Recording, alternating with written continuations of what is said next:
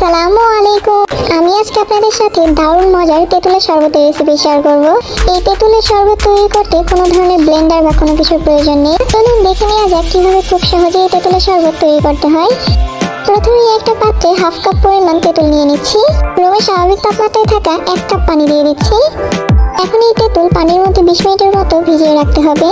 20 minute পর হাত দিয়ে কচলে খুব ভালোভাবে এর থেকে কাপটা বের করে নিতে হবে। তেঁতুলের কাপ বের করে নেওয়া হয়ে গেলে একটা ছাঁকনির সাহায্যে খুব ভালোভাবে ছেঁকে নিচ্ছি। সম্পূর্ণ তেঁতুলের কাপ ছেঁকে নেওয়া হয়ে গেছে। এখন আমাদের আরেকটা কাজ করে নিতে হবে। একটা পাত্রে হাফ কাপ পরিমাণ আখের গুড় নিয়ে নিচ্ছি। এর সাথে হাফ কাপ পরিমাণ দিয়ে দিচ্ছি পানি। এখন এই গুড় খুব ভালোভাবে গলে যাওয়া পর্যন্ত অপেক্ষা করছি। খুব ভালোভাবে গলে গেছে। এখন এই গুড় রুমের স্বাভাবিক তাপমাত্রায় ঠান্ডা হয়ে যাওয়া পর্যন্ত অপেক্ষা করছি। যে গ্লাসে তেঁতুলের জুস তৈরি করবো সেই গ্লাসে 2 টেবিল চামচ বা 1/8 কাপ নিয়ে নিচ্ছি তেঁতুলের কাপ। 1/4 কাপ বা 4 টেবিল চামচ নিয়ে নিচ্ছি আখের গুড়। 2 টুকরো লেবুর রস দিয়ে দিচ্ছি। লেবুর রস দেওয়ার ফলে খুবই রিফ্রেশ একটা ভাব চলে আসবে। হাফ চা চামচ দিয়ে দিচ্ছি বিট লবণ। এখন এর মধ্যে 1 কাপ পরিমাণ বরফ ঠান্ডা পানি দিয়ে দিচ্ছি।